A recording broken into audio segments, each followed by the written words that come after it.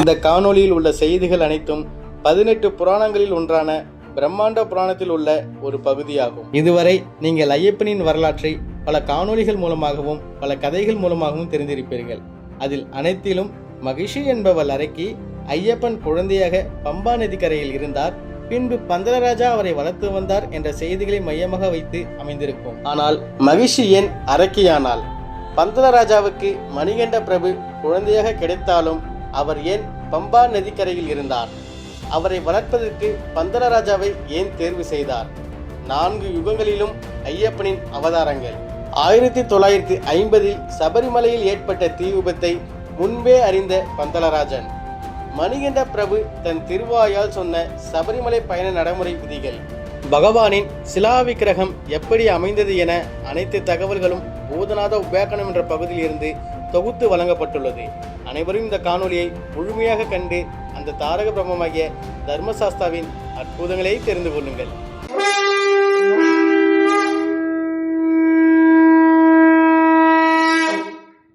முன்பொரு காலத்தில் தனு என்ற அரக்கனுக்கு ரம்பன், கரம்பன் என்ற 2 அசுரர்கள் மகன்களாக பிறந்தார்கள்.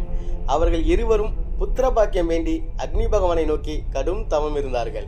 இவர்களது கடினமான தவம் நிறைவேறிவிட்டால் தனது இந்திர பதவி பறிபோய்விடும் என்று பயந்த தேவேந்திரன் முதலையாக மாறி நீருக்குள் தவம் செய்து கொண்டிருந்த கரம்பனை தண்ணீருக்குள் இழுத்து சென்று மூழ்கடித்து கொன்று விடுகிறார். தனது சகோதரனின் அகால மரணத்தால் மனம் வருத்தம் கொண்ட ரம்பன் உயிர் வாழ விருப்பமில்லாமல் தற்கொலை செய்ய முயன்றான்.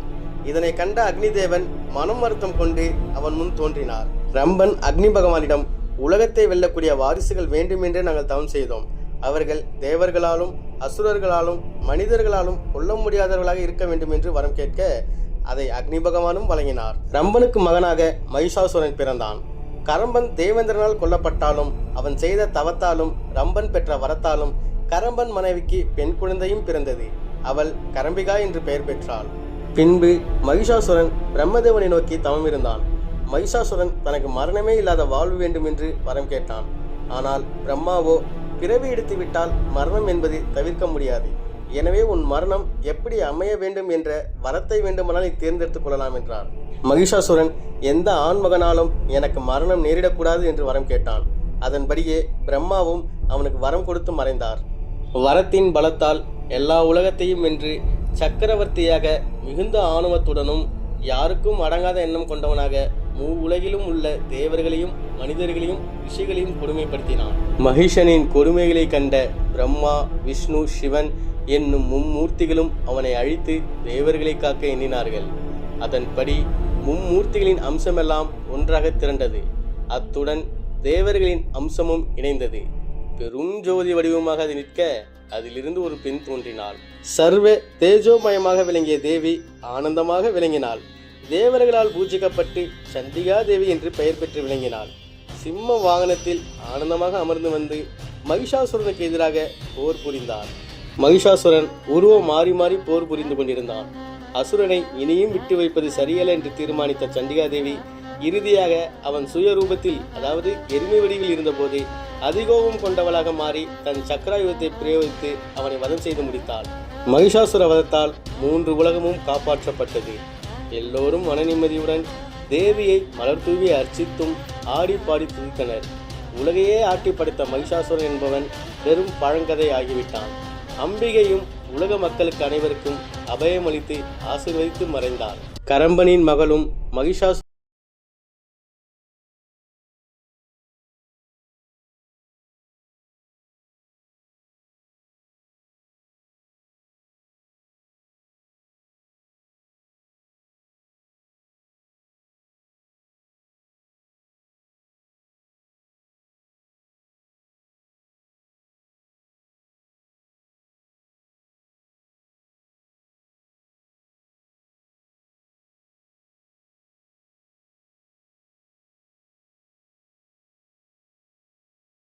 வரிசைப்படுத்த தொடங்கினாள். பூமி, கல், மரம், வாயு, நீர், அக்னி இதன் மூலமாகவும் நோய்களாலும் எனக்கு மரணம் ஏற்படக்கூடாது. ஹரியின் சக்தியும் ஹரனின் சக்தியும் கூடி அதன் மூலம் தோன்றும் மும்மூர்த்திகளுக்கும் மேம்பட்ட தெய்வம் ஒரு சாமானிய பூலோக மானிடனுக்கு 12 ஆண்டுகள் சேவம் செய்தால் அவர் கையாலன்றி வேறு யாராலும் என்னை கொல்ல முடியாத வரம் வேண்டும். இந்திரனை வென்று சொர்க்கத்தை கீழ்ப்படுத்தி வெல்ல வேண்டும். என்னையே எல்லோரும் தேவியாக பூஜிக்கும் நிலை வேண்டும். நான் விரும்பும் போதெல்லாம் என்னை போலவே மகிஷ படைகள் என் சரீரத்தின் ரோம துவாரங்களின் மூலமாக உருவாகி பின்னர் அவர்களை மீண்டும் எனக்குள்ளவே அடக்கிக் கொள்ளும் வல்லமையும் வேண்டும். இந்த வரங்களை நீங்கள் தட்டாமல் தர வேண்டும் என்று மகிஷமுகி வேண்டினாள். இதை மறுக்க முடியாமல் பிரம்மதேவனும் அத்தனை வரங்களையும் கொடுத்து மறைந்தார். வரம் பெற்ற சந்தோஷத்தில் இனி நம்மை வெல்ல யாரும் இல்லை என்று கர்வமும் பெற்றாள் மகிஷமுகி. அதன் பின் அமராவதியை நோக்கி சென்றாள் மகிஷமுகி. இந்திரனை நோக்கி கர்ஜனை செய்து அவனை போருக்கு அழைத்தார். கடும் கோபம் கொண்ட தேவர்கள் இந்திரன் தலைமையில் மகிஷமுகியை எதிர்க்க ஒன்று கூடினார்கள். அப்போது தேவகுருவான பிரகஸ்பதி அவர்களை தடுத்து நிறுத்தினார். தேவேந்திரா, நீங்கள் எல்லோரும் ஒன்று கூடி சென்றாலும் ஒருபோதும் இந்த மகிஷப்படையையோ மகிஷமுகியோ உங்களால் கொல்ல முடியாது. அவள் யார், அவளுடைய வல்லமை என்ன, அவளுடைய பூர்வ சரித்திரத்தை நான் கூறுகிறேன், சற்று கேள் என்றார். பூ உலகில் நன்மை குறைந்து தீமை அதிகரித்த நிலையில் மக்கள் மனதின் ஞானம் நீங்கி அஞ்ஞானமே மேலிட்டது. அதனால் அறநெறி குறைந்தது. இதனை கண்ட பிரம்மா, விஷ்ணு, சிவன் ஆகிய மும்மூர்த்திகள் கூடி ஆலோசித்து தங்களின் அம்சங்களை கொண்டு தத்தர் என்பவரை உருவாக்கினார்கள். பூமியில் பிறக்க செய்தார்கள். மும்மூர்த்திகளின் சக்திகளான சரஸ்வதி, மகாலட்சுமி, பார்வதி இவர்கள் மூவரும் அதேபோல் தங்கள் அம்சங்களை இணைத்து ஒரு பெண்ணை படைத்து தவத்தில் சிறந்த காலவர் என்ற முனிவரின் புதல்வியாக பூமியில் பிறக்க செய்தார்கள். முனிவர் அவளுக்கு லீலா என்று பெயர் சூட்டி வளர்த்தார். பிறகு அவளையே தத்தருக்கு மனம் செய்து வைத்தார். தத்தரும் லீலாவும் நீண்ட காலம் இல்லற வாழ்க்கையை சுகமாக கழித்தனர். தத்தரின் மூலமாக உலகில் ஞானம் பெருகியது. பரசுராமர் போன்ற பல பக்தர்களுக்கு அனுகிரகம் செய்த தத்தர் தன்னுடைய பிறப்பின் நோக்கம் பூர்த்தியாகிவிட்டது என்று உணர்ந்து தனது மூலத்தை அடைய எண்ணி பயணம் செல்ல தீர்மானித்தார். அப்போது அவருடைய பத்தினியான லீலாதேவி அவரை தடுத்து நிறுத்தி, நாதா, நான் இந்த உலகியல் இன்பங்களை முழுமையாக சுவைக்கவில்லை. அதனால் எனக்கு இன்னும் முழு திருப்தி உண்டாகவில்லை. நீங்கள் பூமியிலேயே இருந்து என்னோடு வாழ வேண்டும், என்னுடன் இன்பம் நுகர வேண்டும். அதனால் நீங்கள் போகக்கூடாது என்றாள். ஆனால் பூரண ஞானியான தத்தரோ அவளிடம், தேவி, போக சுகம் நிலையானதல்ல. அந்த தத்துவம் உனக்கு புரிய வேண்டும். உயிரெடுக்கும் காலன் எவ்வளவு பேரை அழித்தாலும், கடலில் எவ்வளவு நதி கலந்தாலும், நெருப்பு எவ்வளவு விறகை எரித்தாலும் திருப்தி அடைவதில்லை. அது இன்னமும் அதிகரிக்கவே செய்கிறது. அதுபோலதான் காமமும். போகத்தை அனுபவிப்பது மோக வேட்கையை அதிகரிக்க காரணமாகிறது. அதனால் நீ இந்த ஆசையை விட்டுவிட்டு இந்த உடல் நிலையானதல்ல என்று உணர்ந்து நீயும் தவத்தில் ஈடுபட்டு வா என்றார். தான் எவ்வளவு சொல்லியும் கேளாமல் பேசும் லீலாவதி நிர்பந்தத்தால் கோபமடைந்தார் தத்தர். நான் உனக்கு எல்லா அறிவுரைகளையும் உரைத்தேன். ஆனால் நீ அதை உணராமல் இப்படி மகிழ்ச்சி, உங்கள் மகிழ்ச்சி என்று மீண்டும் மீண்டும் சொல்லி தனது லட்சிய வேட்கையை தடை செய்கிறாய். உலகியல் சுகத்துக்கே நீ முக்கியத்துவம் கொடுக்கிறாய். அதனால் கூறிய மகிழ்ச்சியாகவே மகிஷமுகியாகவே அசுரகுலத்தில் பிறப்பாய் என்று சாபம் கொடுத்தார். இதை கேட்ட லீலாவதி மனம் வருந்தினால், கோபம் கொண்டாள். நாதா, உங்கள் சாபத்தினால் நான் மகிஷமுகியாக பிறந்தால் அப்போது நீங்களும் அதுபோலவே மகிஷவரனாக தோன்றி அப்பிறவிலும் என்னை மணந்து இப்பொழுது கிடைக்காத இன்பத்தை எனக்கு கொடுத்து நீண்ட நாள் நாம் பூமியில் வாழும்படி ஆகட்டும். அப்போதே எனக்கும் சாப விமோசனம் ஆகும் என்று பதிலுக்கு சாபமிட்டாள். லீலாவதியின் சாபத்தை கேட்டதும் முக்காலமும் உணர்ந்த தத்தர் மறைந்தார். தத்தரின் சாபப்படி ரிஷி பத்தினியான லீலாதேவி கரம்பனின் மகளாக கரம்பிகாவாக மகிஷமுகத்துடன் பிறந்தாள். தன் சகோதரனான மகிஷாசுரன் வதம் செய்யப்பட்டதும் அவள் பிதாமகர் பிரம்மதேவனிடம் வரத்தால் பலம் பெற்று சொர்க்கத்தை வெற்றி கொள்ள இப்பொழுது வந்திருக்கிறாள். அவள் பூர்வத்தில் ரிஷி பத்தினி. அந்த தபோபலம் வேறு அவளுக்கு உண்டு. அதோடு இப்பிறவியில் அசுரி. எனவே இரட்டை பலம் கொண்டு விளங்குகிறாள். வேறு வழியிலே தேவேந்திரா, நீ போரை விடுத்து உயிர் தப்பி ஓடுவதே சிறந்தது. தேவர்கள் தோற்று பயந்து ஓடிவிட்ட காரணத்தால் மகிஷமுகி சுலபமாக சொர்க்கத்தை கைப்பற்றி தானே அங்கு தலைவியாக வீட்டிற்க தொடங்கினாள். இந்திரனும் மற்ற தேவர்களும் சத்தியலோகம் சென்று பிரம்மதேவரிடம் முறையிட்டார்கள். என்ன செய்வதென்று புரியாத பிரம்மா அவர்களை சமாதானப்படுத்தி அனுப்பிவிட்டு கைலாயம் சென்று பரமேஸ்வரரையும் அழைத்து கொண்டு வைகுண்டம் சென்று மகாவிஷ்ணுவை பார்த்தார். அவர்களை இன்முகத்துடன் வரவேற்றார் விஷ்ணு பகவான். சதுர்முகனே, நான் எல்லாம் அறிந்தேன். வரத்தின் பலத்தினால் மகிஷமுகி இப்படி வல்லமை கொண்டிருக்கிறாள். விதியை மீற நம்மால் முடியாதே. எனவே அவளின் விதிப்படி அவளுக்கு முடிவு வரும் காலம் வரை தேவர்களை காக்க நாம் ஏதேனும் பரிகாரம் செய்வோம் என்று கூறி தன் இரு புறத்திலும் நின்றிருந்த பிரம்மதேவனையும் சிவனையும் தனது திருக்கைகளால் தடவி கொடுத்து அமைதிப்படுத்தினார். அப்போது அம்மும்மூர்த்தியின் அம்சங்கள் ஒன்றாக சேர்ந்ததால் தத்தர் எருமை அவதாரம் எடுத்து அம்மும்மூர்த்திகளை வணங்கி பணிந்து நின்றார். மகாவிஷ்ணு அந்த மகிஷத்துக்கு சுந்தர மகிஷம் என்று பெயரிட்டு அழைத்தார். நீ உடனே சொர்க்கலோகம் சென்று அங்குள்ள மகிஷமுகியை காண்பாய். அவள் உன்னை விரும்பும்படி அவளை மயக்கி உன் பூர்வ ஜென்ம மனைவியான அவளுடன் சில காலம் வாழ்ந்த பின் தந்திரமாக பூமிக்கு கூட்டி வந்து அங்கே உல்லாசமாக இருங்கள். பூமியில் வேண்டிய கடமைகளை செய்துவிட்டு பின்னர் நீ சாப விமோசனம் பெற்று உன்னுடைய உடலை நீத்து எங்களை வந்து அடையலாம். இது உனக்கு சாபமல்ல, தேவர்களின் நல்வாழ்வுக்காக சாபத்தால் உண்டான உன்னுடைய இந்த பிறவி கூட பயனுள்ளதாகிவிட்டது. மங்களம் உண்டாகட்டும் என்று அருளினார். சுந்தர மகிஷமும் சொர்க்கலோகம் சென்று மகிஷமுகியை மயக்கி அங்கு சில காலம் வாழ்ந்து பின் மகிஷமுகியை பூமிக்கு அழைத்து வந்தது. விஷ்ணுவின் தயவினால் அமரர்கள் மீண்டும் ஆட்சியில் அமர்ந்தார்கள். இதுவே மகிஷமுகியின் முன்ஜென்ம வரலாறு மற்றும் அவள் ஏன் அரக்கியானாள் என்பதற்குண்டான காரணம். மற்றவர்கள் செய்த துதியாலும் புகழ் போதையாலும் இந்திரன் மதிமயங்கி கர்வம் கொண்டான். அந்த கர்வத்தினால் துர்வாச மகரிஷியை அவமதித்தான். அதனால் கோபம் கொண்ட மகரிஷி அவனுக்கு சாபம் அளித்தார். அந்த சாபத்தால் தேவர் குலமே உடல் மெலிந்து வலிமை இழந்தார்கள். இதை அறிந்த அரக்கர்கள் தேவர்களை தாக்கி மீண்டும் சொர்க்கத்தை கைப்பற்றினார்கள். அதன் பின்பு தேவர்கள் மற்றும் அசுரர்கள் இணைந்து பாற்கடலை கடைந்ததும் அப்பொழுது அதில் கிடைத்த அமிர்தத்தை அசுரர்கள் தேவருக்கு கொடுக்காமல் எடுத்து சென்றதும் அதன் பின்பு மாதவன் மோகினி வடிவெடுத்து தந்திரமாக அந்த அமிர்தத்தை அசுரர்களிடமிருந்து வாங்கி தேவருக்கு கொடுத்தது என அனைத்தும் அனைவருக்கும் அறிந்ததே. தேவரிஷி நாரதர் திருமாலின் அவதாரத்தை அறிந்தார். அழகின் வடிவாய் அச்சுதன் எடுத்த அந்த ரூபத்தினால் அகிலத்துக்கு ஏற்பட வேண்டிய நன்மையை கருத்தில் கொண்டு கைலங்கிரியை அடைந்தார். மாயவனின் மோகினி ரூபத்தையும் அவர் சாதுரியமாக அரக்கரை வஞ்சித்ததையும் ஈசனிடம் எடுத்து கூறினார். இதை கேட்ட ஈசன் மிக்க மகிழ்ச்சி கொண்டு பார்வதி தேவியுடன் பரந்தாமனை பாராட்ட பாற்கடலை அடைந்தார். சிவபெருமான் திருமாலிடம் அகிலத்தையே மயக்கிய அதிரூப மோகினி வடிவத்தை தனக்கு காட்டும்படி கேட்டார். திருமாலும் தன் ரூபத்தை காட்ட காமனை எரித்தவன் என்று பெயர் பெற்ற சிவபெருமான் இம்முறை காம கணையால் தாக்கொண்டோர் போல மோகினி நோக்கி ஓடினார். அப்போது சிவபெருமானிடமிருந்தும் மோகினியிடமிருந்தும் உள்ள சக்திகள் இணைந்து அரிகர சக்திகள் சங்கமாகியது. அற்புத வடிவாய், ஆனந்த மூர்த்தியாய், தாரக பொருளாய், புண்ணியங்களின் பரிபூரணத்துடன் அழகாக ஒரு குழந்தை தோன்றியது. பாண்டிய ராஜகுமாரனாக வாழவும் மகிஷி வதம் செய்யவும் பிறந்த அந்த குழந்தை சத்வ குணத்துடன் தோன்றியது. விஷ்ணு பகவான் குழந்தையை அருகில் அழைத்து அன்புடன் அணைத்து கொண்டு, குழந்தாய், நீ தேவர்களை அனுகிரகம் செய்வாய். பின் உன் தந்தை பரமசிவனுடன் கைலாயம் சென்று அங்கு வாழ வேண்டும். தக்க சமயத்தில் அவர் சொல்படி நீ நடக்க வேண்டும் என்று சொல்லி ஆசீர்வதித்து விட்டு மறைந்தார். சிவபிரான் மகனை கைலாயம் அழைத்து சென்றார். அன்புக்குரிய தந்தையான சிவபெருமானே குருவாக இருந்து அவருக்கு சகல வித்தைகளையும் வேத ஆகமங்களையும் உபதேசித்தார். கல்வி கேள்விகளில் சிறந்து சகலகலவனாக விளங்கிய ஸ்ரீ ஹரிஹர குமாரனை கண்ட சிவபெருமான் சிவபரம்பொருள் ஒரு நாள் தன் மகனை அழைத்து, மகனே, நான் சொல்வதை கவனமாக கேள்.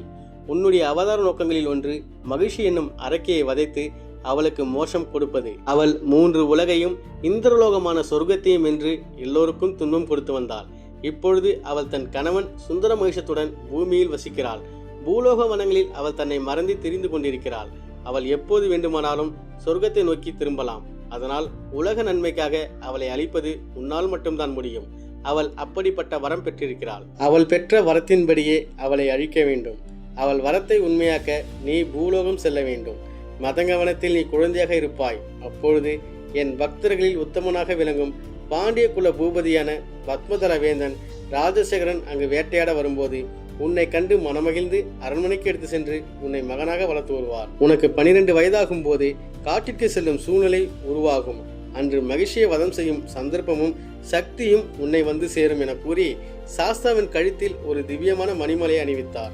இந்த மாலையால் நீ மணிகண்டன் என்று பெயரிடப்பட்டு புகழ் பெறுவாய் என ஆசீர்வதித்தார். பகவான் சாஸ்தாவும் சிவன் மற்றும் பார்வதியை வலம் வந்து வணங்கிவிட்டு பூலோகம் செல்ல முற்பட்டார். தேவலோகத்தில் இருக்கும் ஆகாச கங்கையை வணங்கினார்.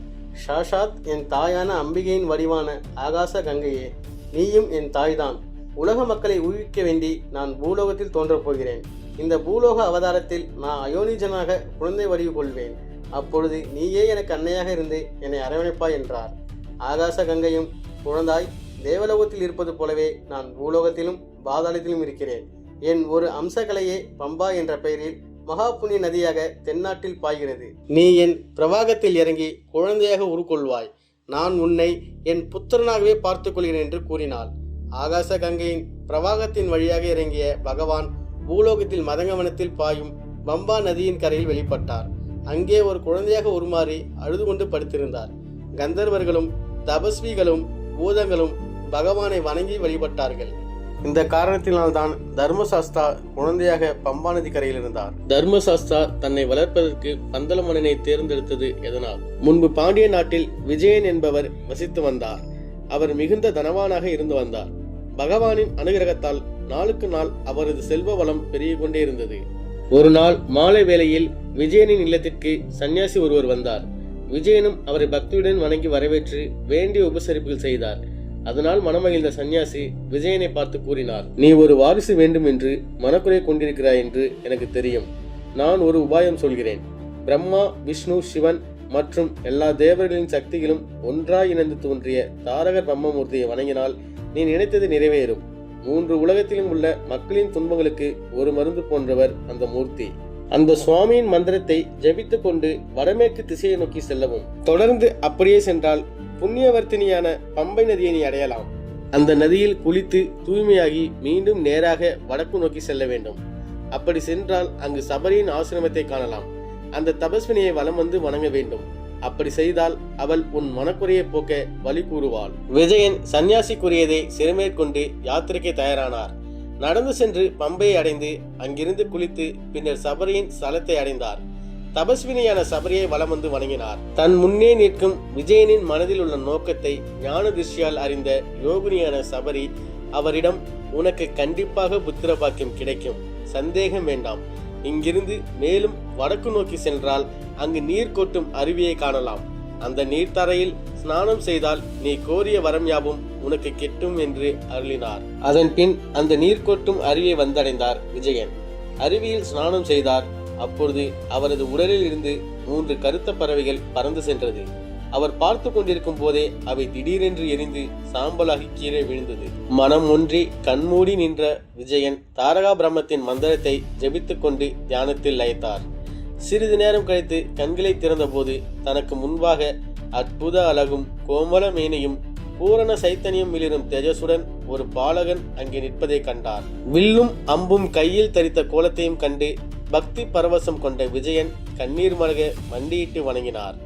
பின்னர் கண்களில் நீர் பெருக வேதகோஷம் செய்து அந்த பாலகனை வாழ்த்தினார். தன் முன்னே பக்தி பூர்வமாக வணங்கி நிற்கும் அந்த விஜயனை கண்டு மகிழ்ந்த பகவான் அவனிடம் அருள் செய்தார். ஏ விஜயனே, உன் பக்தியில் நான் திருப்தி அடைந்துள்ளேன். உன் பக்தி மெச்சத் தகுந்தது. உனக்கு வேண்டியது எதுவானாலும் கேள், அதை தான் தருவதற்கு சித்தமாக இருக்கிறேன் என்றார்.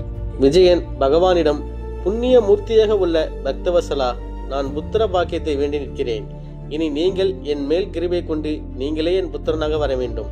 அது வல்லாமல் வேறு ஒன்றும் ஆசைப்படவில்லை என்றார். விஜயனின் வேண்டுதலை கேட்ட பரமாத்மா, அறிவில் சிறந்தோனே, நான் அடுத்த பிறவியில் உன்னுடைய புத்திரனாக உனக்கு கிடைப்பேன். இந்த ஜென்மத்தில் உனக்கு தனதானிய செல்வங்களும் புத்திர பாக்கியம் உண்டாகும்.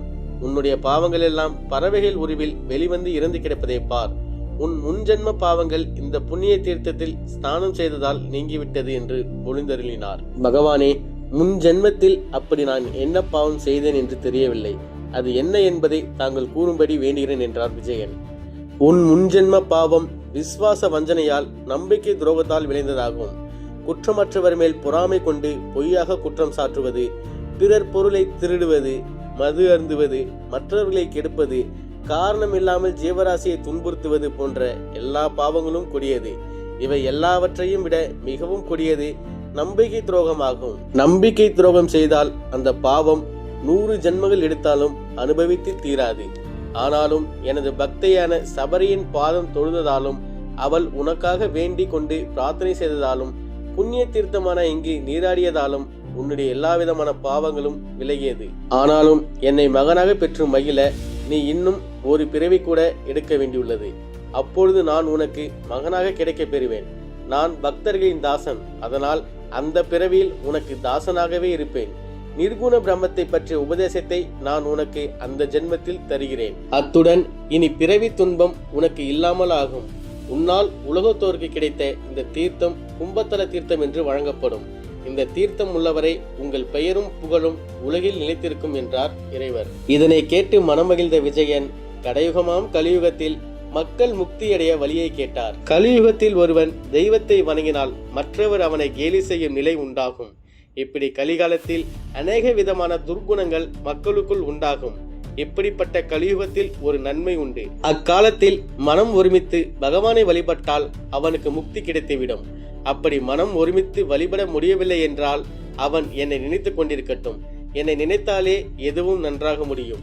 எல்லாம் தானாகவே நடக்கும். கலி பிறந்து 32,000 வருடங்கள் கழியும் போது பூமி முழுவதும் அதர்மிகளும் துஷ்டர்களாலும் நிறைந்திருக்கும். இப்படி கலியுகம் 4 லட்சம் வருடங்கள் கழியும். இறுதியில் நான் கல்கியாக அவதரித்து துஷ்டர்களை அழித்து பூமியில் தர்மத்தை நிலைநாட்டுவேன்.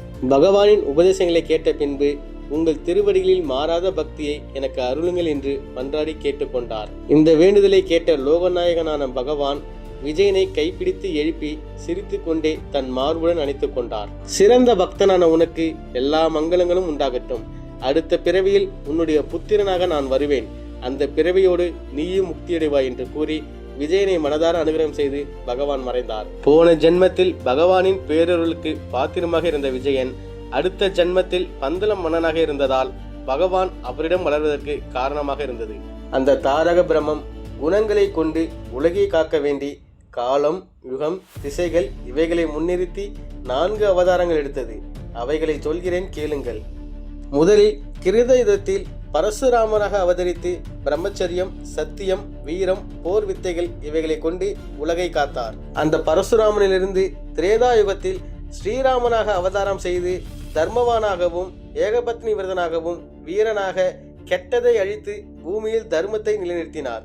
பிறகு துவாபர யுகத்தில் பலராமனாக அவதரித்து துஷ்டர்களை அழித்து தர்மத்தை நிலைநிறுத்தினார். இந்த கலியுகத்தில் மகிஷியை வதம் செய்து பக்தர்களை காக்கவும் தர்மத்தை நிலைக்கச் செய்யவும் தாரக பிரம்மமான ஹரிகர புத்திரனாக அவதரித்திருக்கிறார். 1950 சபரிமலையில் ஏற்பட்ட தீ விபத்தை பற்றி பகவானால் முன்பே கூறப்பட்டது. ஆலய நிர்மாணத்தை தீர்மானிக்கும் சிலாசாபனத்தை செய்யும் போது அக்னிமூலையை நோக்கி இருக்குமாறு நின்று பந்தள மன்னன் ஸ்தாபித்தார். இப்படி நடந்தால் பிற்காலத்தில் ஆலயத்திற்கு தீ விபத்து உண்டாக வாய்ப்புள்ளதென்று அங்குள்ளவர்கள் கூற, இதை கேட்டதும் மன்னர் மனக்கலக்கம் உண்டானார். இதற்கு என்ன செய்ய வேண்டும் என்று அனைவரிடமும் கேட்டார். அப்போது எல்லோரும் அதிசயிக்கப்படும் வகையில் வானத்தில் ஒரு அசரீரி வாக்கு கேட்டது. தாரக பிரம்மத்தின் ஆலயம் பரம பவித்திரமானது. கோரமான கலியின் யுகத்தில் அங்கு ஏற்படும் அசுத்தியை அக்னியால் தான் அகற்ற முடியும். எனவே இங்கு அக்னியால் பாதிப்பு உண்டானாலும் அது எனக்கு இஷ்டமான சுத்தி கர்மமே. அது அக்னி சுத்தி. அதனால் தீ விபத்துகள் எதிர்காலத்தில் ஏற்பட போவதை பற்றி கவலை கொள்ளாமல் கோவில் பணியை தொடருங்கள். அசரீரியின் வாக்கை கேட்டு மெய்சிலித்த எல்லோரும் கோவில் கட்டும் பணியை துவங்கினார்கள். நான் உங்களுக்கு மறுபடியும் நினைவூட்ட விரும்புகிறேன். இந்த காணொலியில் உள்ள செய்திகள் அனைத்தும் 18 புராணங்களில் ஒன்றான பிரம்மாண்ட புராணத்தில் உள்ள ஒரு பகுதியாகும். இதில் உள்ள செய்திகள் அனைத்தும் கற்பனை செய்தியோ அல்லது திணிக்கப்பட்ட செய்தியோ இல்லை. சபரிகிரி யாத்ரா விதி நிர்ணயம். சபரிமலை பயண நடைமுறை விதிகளை பற்றி பகவான் பந்தள மன்னனுக்கு கூறியது. மன்னனே, இனி பக்தர்கள் என்னை தரிசிக்க சபரிமலைக்கு எப்படி வர வேண்டும் என்று விரத விதிகளை கூறுகிறேன். இதை கேட்டாலே மங்களம் உண்டாகும் என்பதில் சந்தேகமில்லை. நல்ல தத்துவ ஞானமுள்ள நல்ல ஆசாரங்களை கடைபிடிக்கும் சீலாராகவும் வேதாங்க தெளிவுள்ளவருமான குருவை அடைந்து வணங்க வேண்டும். நல்ல அனுபவமுள்ள குருவின் மனம் பிரீத்தி கொள்ளும்படி செய்ய வேண்டும். பின்னர் அவருடைய உபதேசப்படி 3 வருஷ காலம் 45 நாள் பிரம்மச்சரிய விரதம் அனுஷ்டிக்க வேண்டும். விரதம் குறைந்தது 1 மண்டலம் 41 நாள் அனுசரிக்க வேண்டும். நான் உத்தமமான சபரிமலைக்கான எனது விரதத்தை துவங்குகிறேன். விரதத்தை நடத்திட அருள வேண்டும் என்று இறைவனிடம் பிரார்த்தனை செய்ய வேண்டும். விரத காலத்தில் 8 விதமான மைத்துனங்களை என்று சொல்லப்படும் விஷயங்களை அறவே தவிர்க்க வேண்டும். பெண்களை ஊன்றி பார்ப்பது, பெண்களின் அழகை குறித்து மனதில் எண்ணுவது, பெண்களோடு கூடுவதற்கான ஆசை கொள்ளுதல், அதை குறித்து பெண்களிடம் ஆசையுடன் பேசுதல், அவளை நெருங்கி சென்று ஆசையை கூற விளைவது, அவளை தேடிச் சென்று ரகசியமாக பார்ப்பது, இந்த 8 காரியங்களையும் மன துணிவுடன் தவிர்க்க வேண்டும். இதில் முதல் விஷயம் இல்லாவிட்டால் மற்ற 7ம் நடக்காது.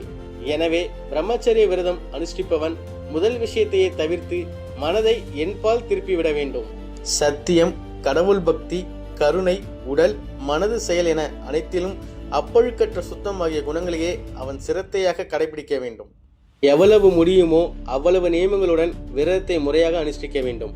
தினமும் 2 வேளையும் மனதை இனிமையான இறை வழிபாட்டில் செலுத்த வேண்டும். அனுதினமும் தரையிலேயே படுத்து உறங்க வேண்டும். ஒரு வேளையே அன்னம் புசிக்க வேண்டும்.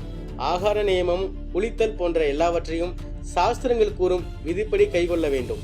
நான் காட்டிற்கு சென்றபோது நீங்கள் எனக்கு கொடுத்தனுப்பிய பொதியைப் போல எனக்கு ஒரு தேங்காயும் எனக்கு வேண்டிய நெய்வேத்தியங்களையும் பொதியாக கட்டி தலையில் சுமந்து கொண்டு வர வேண்டும்.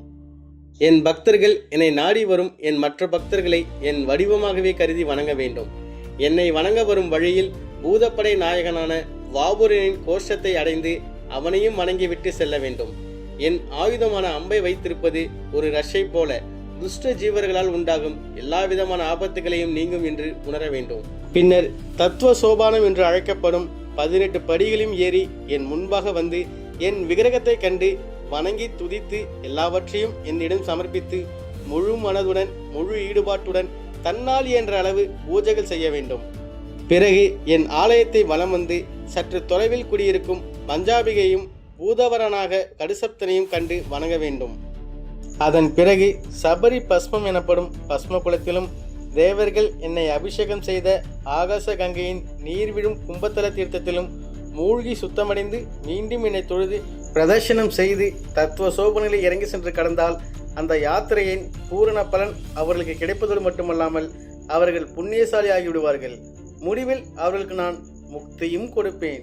விரதம் முதலான இந்த நடைமுறைகளை பின்பற்றாமல் என்னை தரிசிக்க வருபவர்கள் காசில்லாமல் சென்று கடைவீதியை பார்த்துவிட்டு வருபவர்கள் போல அவர்களும் வருவார்கள். 18 தத்துவ சோபனைகளை கடந்து வராமல் என் தரிசனத்தை பெற யாருக்கும் உரிமை இல்லை. இந்த வழிமுறைகள் இல்லாமல் என்னை அடைய முடியாது. இந்த விதிமுறைகளை கூறி முடித்த பின் பகவான் அங்கிருந்து மறைந்தார். அரசரும் சபையில் இருந்த அனைவரும் பகவானின் லீலைகளை எண்ணி மகிழ்ந்தார்கள். அவரை போற்றியும் இதயத்தில் இருத்தியும் மனதால் அவரை தியானித்தும் துதித்தும் ஆனந்தமடைந்தார்கள். பகவானின் சிலா விக்கிரகம்.